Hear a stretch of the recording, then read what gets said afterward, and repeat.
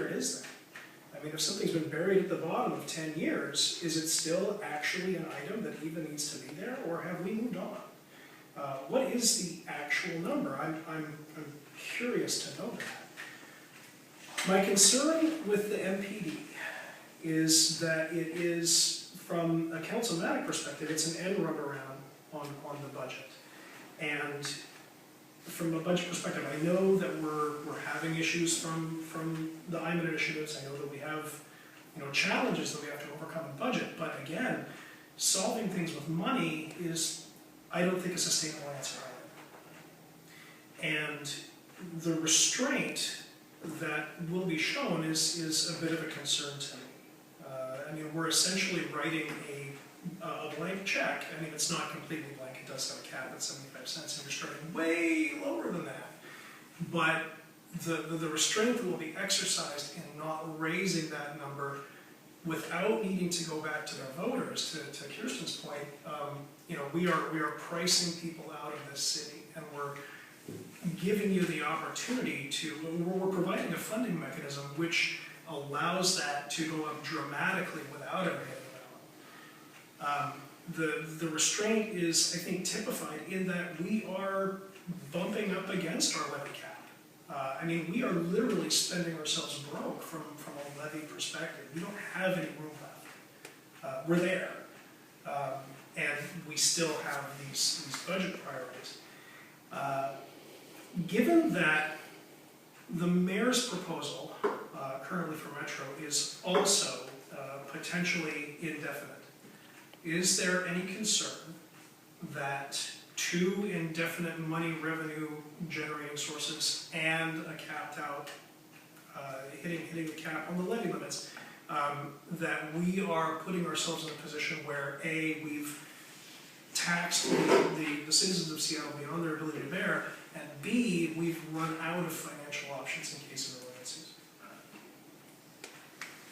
I would say that this is probably a longer discussion than you really want to have tonight, but frankly, our tax situation in this state is really very bad. We know we have a regressive system. It is borne more heavily by people who are poor than it is by people who are rich.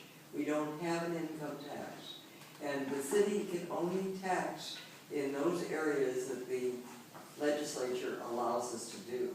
We're very tightly constrained, and then you've got the initiatives, the IMIN initiatives, which are pretty dreadful because of the fact that what they really say is you have to cut back every year in order to give the same amount of services. So therefore, I guess this is sort of a creative way of doing things, but I don't think that you find that this is an opportunity to solve solve problems with money. As a matter of fact, if you think that it's great to solve problems with money, think about solving problems without money, which is where we've been pretty much have been. We're not really, I don't think, an extremely heavily taxed state. I looked at the governing magazine the other day, had the 8 states that had the least tax, and we were one of them, along with Wyoming and Mississippi. It's kind of I guess when you're paying the tax, you think, you feel more because of the fact that we have used different kinds of systems in order to get what we think we need for the services in the city of Seattle. I really don't like to think people are taxed too heavily. I like to think that we have a lot of services. The opportunity to go to a Parks Department facility and do the sorts of things that other people pay very large amounts for a private membership in a club, you practically get with very little money because of the fact that we do have the parks ability. The lifelong program that you talk about, think about what that would cost if you went to a gym to get the same benefit. I'm not arguing with that. Yeah, I would put in a couple of words on that. One is the studies that have shown that, first of all,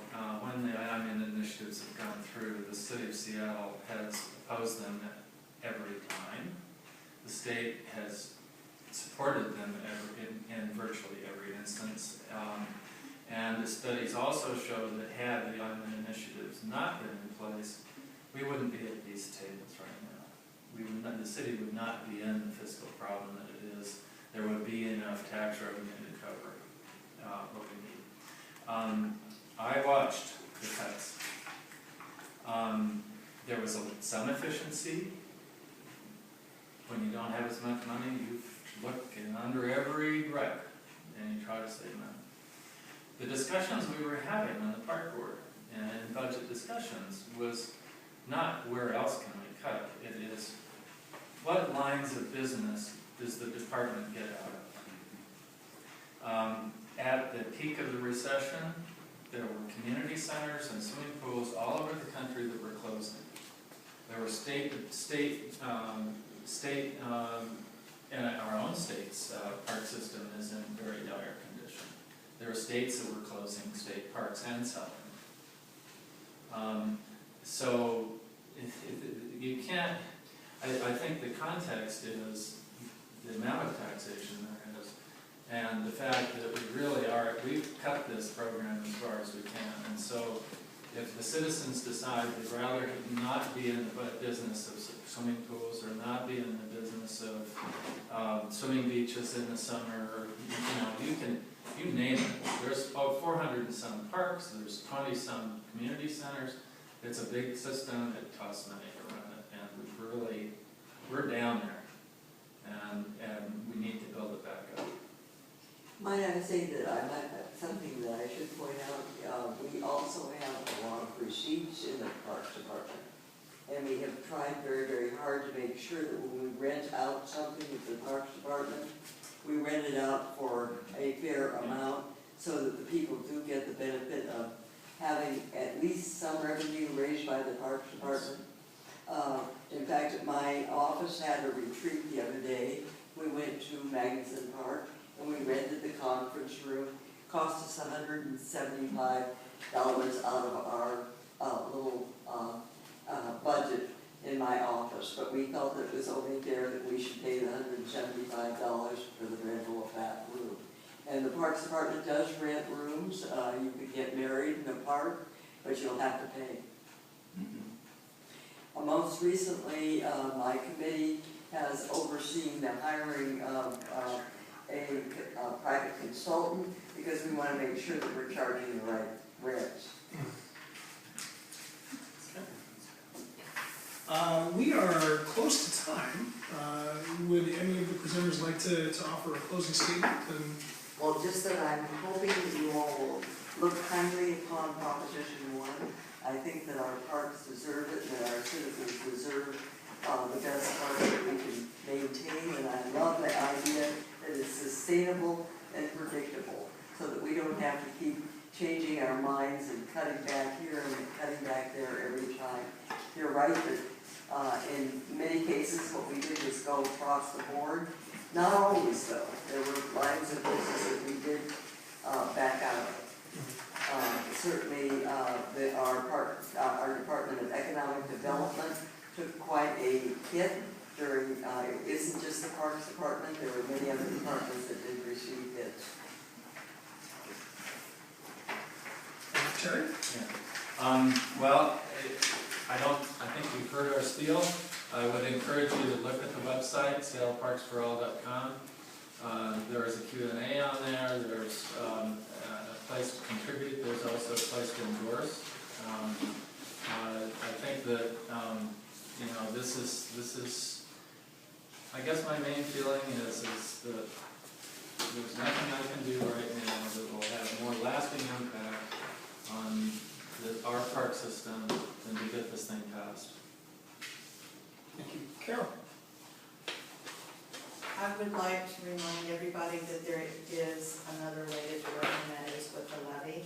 I think that it's important to keep the citizens' right to vote on where our tax dollars go on this issue. I maintain and started lobbying probably in October for for the legacy committee to recommend a 6-year levy, and for the city council to go back to the state and ask for the opportunity and the ability to write in guarantees for how the metropolitan district can be organized and run. And I'm really sorry that that didn't happen, but I also know, especially given the fact that we can't start collecting taxes with the MPD until 2016, the opportunity exists to vote no on the MPD. I'm sure the council is, I asked Sally Bagshaw last night, I said, are you just gonna like not do anything now? She said, oh, no, Carol, of course, we'll come up with another plan. So there's, the opportunity exists to build on the legacy committee from the standpoint of what, that's where the initiatives came from. That's how you build a levy, is from initiatives. We don't have to go through that whole process of developing what should be in a levy. Ben Noble said that because we have the Pikes Place Market levy coming to an end, we have the Parks levy coming to an end, there should be up to $35 million available for a levy, even now. And I think that should be taken into consideration. So I would strongly urge you to vote no on the MPD and lobby the city council to do what's right, and that's give us a levy and go to the state and create something that does give us guarantees. All right, well, I want to, on behalf of the Delridge District, the Delridge Neighborhoods District, and the citizens of Seattle, I want to thank all of you for coming out